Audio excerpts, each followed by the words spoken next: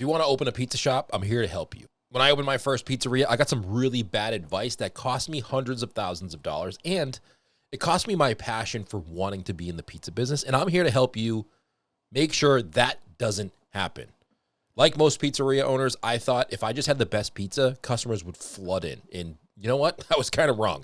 After struggling, I realized that most advice out there for helping pizza shop owners is outdated and it's just trash. So today, I'm exposing the worst advice I fell for, why it doesn't work, and what actually does to help you build a better pizzeria.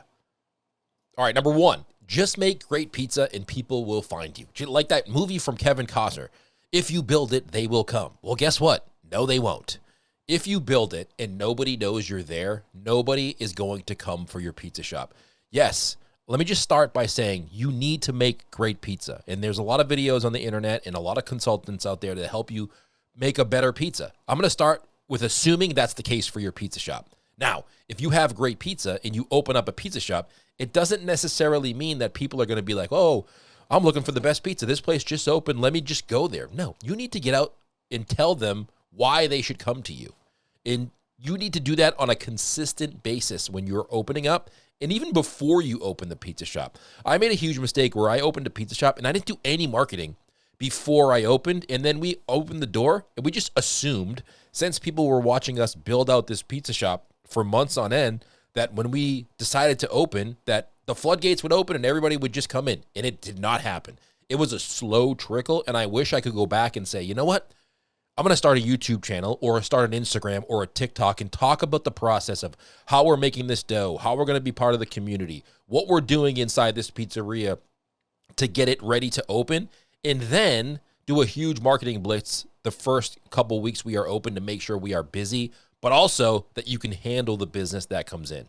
The next piece of advice is you need to compete on price. The next thing that I did was I looked at other pizza shops that were in my area that I was going to open and kind of priced my menu based on what they're pricing their pizza at. And that was a huge mistake because I've done it at this point in my career over the course of 20 years being in the pizza business, doing all of these videos with pizza shops. We've done over 50 just this year alone, and I've done 500 podcast interviews. I can tell you that people who have busy shops also tend to have higher priced pizza. You don't have to compete with price if you're serving a really good product and not just saying I have the best pizza in town and showing one of those awards that people pay for in the town you're in to say you have an award. I mean, like look yourself in the mirror and say, I do really make the best pizza that's around. And if you do that, you can price accordingly. You do not have to compete on price. The next thing people obsess over is, or they listen to people and they say, location is everything. And while location is important, I don't know if it's as important in the day we're in as it was 20 or 30 years ago. With internet, with the way people use Instagram or TikTok, or they search out and travel to pizza shops, almost like a travel pizza tour, they can find you regardless of where you are. But they need to know you're there. In the beginning, I said, you can't just open your door and assume people are going to flood in. And this is the same point. Location isn't necessarily important if you do a good job getting the word out there of what you're doing before you open. I've been to some pizza shops that are inside a coffee shop, in a strip mall, behind buildings.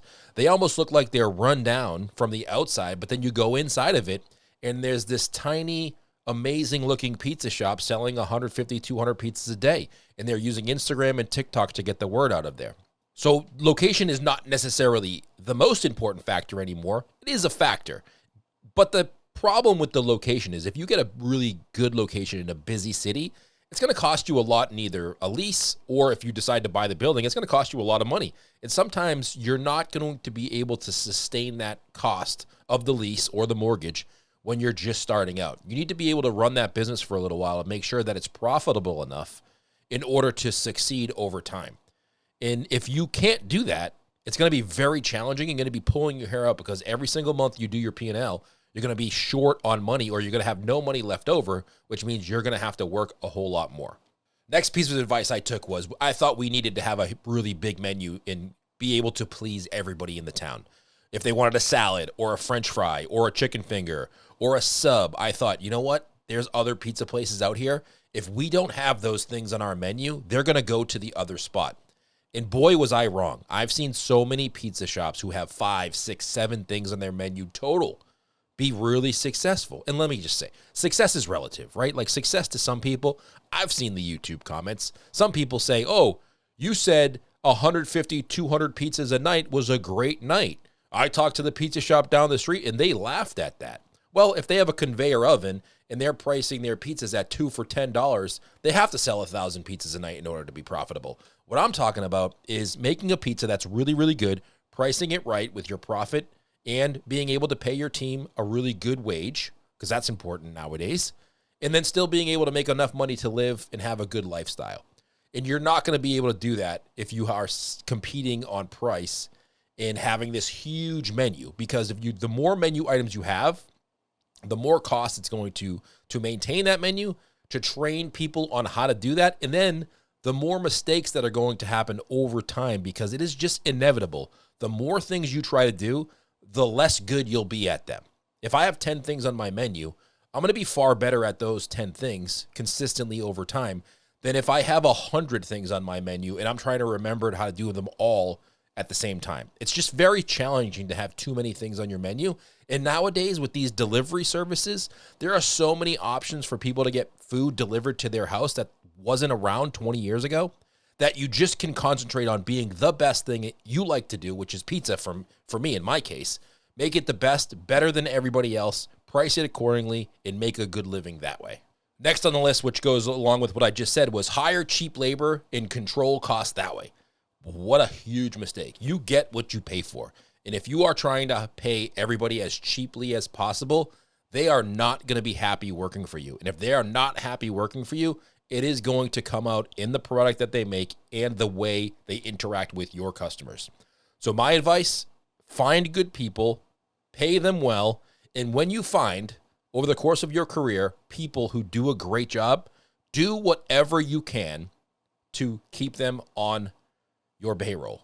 And even if it costs you more money, and even if it costs you money that's coming directly out of your pocket as the owner, to keep that person, I highly recommend you do that. I made a huge mistake of moving on from great people early in my career that I should have kept because we couldn't make the numbers work. They wanted one thing, and I didn't think we could get there with the budget we had, and we just parted ways. And I wish I could go back and say, you know what? I'm going to suck it up. I'm going to take that money out of my paycheck to keep you, because even though it's costing me money, it's worth it to have you here. You're a great team member. You treat the business like your own. You take care of the customers, and you're just a good person to be around. If you find those people, they're rare in the pizza industry. They're not rare in the world, but they're rare in the pizza industry when they want to work in a pizzeria. So when you find one, you got to do whatever you can to keep them. That might be the number one mistake I made operating my pizzerias back in the day, and I don't want you to make that. Next one on the list, and this is going to be a hot topic, ignore online reviews. They don't matter. They kind of do.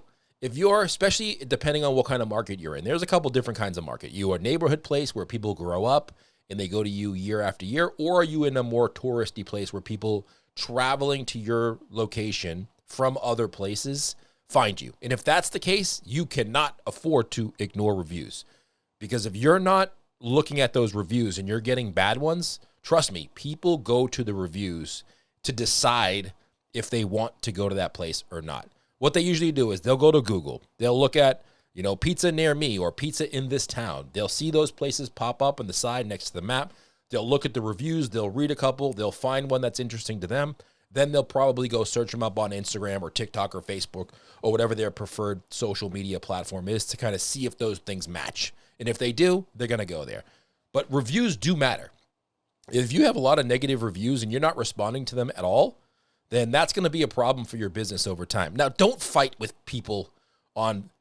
That's a huge mistake that you can make, which I'm not even going to talk about here, but don't do that. It just makes you look tacky and bad. The best thing that you can do if you have trolls, which is going to happen, trust me, I read the YouTube comments here. There are a lot of trolls on the internet. And the best thing that you can do is ignore the trolls and kill them with kindness. Even if they leave you a bad review, do your thing with the typing and say any snarky thing that you want. And then before you hit enter, delete that. And then reply in a professional manner to that review. Because not only is that person going to be angered by your professional review, especially if they're a troll. But in a good sense, everybody else who reads those reviews is going to see that review and that you replied in a professional manner, and it's going to make you look better over time. Like, I know there are some places out there who get a kick out of fighting with trolls and make it a point of interest on their marketing to be like, oh, we're calling out this trolls. It's just not my thing. I would prefer to spend time building a business that I want to run, making pizza that I want to make, and being positive and trying to promote my business that way versus calling out the trolls. And it's easy to do. There are a lot of them. Trust me, I know. But I just don't want to spend my time doing that. And I wish I could go back and be a little bit more professional with my responses and tell people by the responses that I do put out there for those online reviews that I am a professional person. You can come to me. You can trust me. I care about my business. I care about my team. And I want everything to go good. All right, lastly here, because we're running out of time, ignoring social media. There are some old school pizzerias who ignore social media and technology and wear it as a badge of honor. Great, do it, because guess what? If I come into your market and open a pizza shop and my pizza is just as good, if not better than yours, I'm going to dominate that area because I am going to use technology. I am going to make it easy for people to order. I am going to use social media to promote my business and be the go-to place where when someone thinks of pizza in my town, they think of me because they see me all the time on the internet. So don't ignore social media and technology if you want to market your place. The people who don't like Instagram or don't like TikTok or don't like the internet or don't want to order online, those people are getting older and exiting the market. The people who do are becoming a bigger buying source for pizza in restaurants than the people who don't. And I know it's not something that you may be comfortable doing or you may want to do, but guess what? It's part of the job. It's like saying I want to open a pizza shop and I don't want to have great pizza. You can't do that. I mean, you can, and there's people who do it. Trust me, I've seen a bunch of them, but I don't think it's going to be a recipe for success. So just like you have to have good pizza, I do believe you have to use technology and social media to make sure that you are the go-to place for everything pizza in your area. All right, that was a lot from me. Listen, if you need help, type in I need help. I'm in the comments. I like to do that. Spam the comments with I need help. I will shoot you my email. We do consulting where I can help you with your marketing. I can go over your marketing plan, or our team can, and we can help you out. And if you're listening to this and you got this far, go follow us. Everything that we talk about and everything that you need to run a more successful pizzeria is in the description below this video. Go check it out. All the links are there.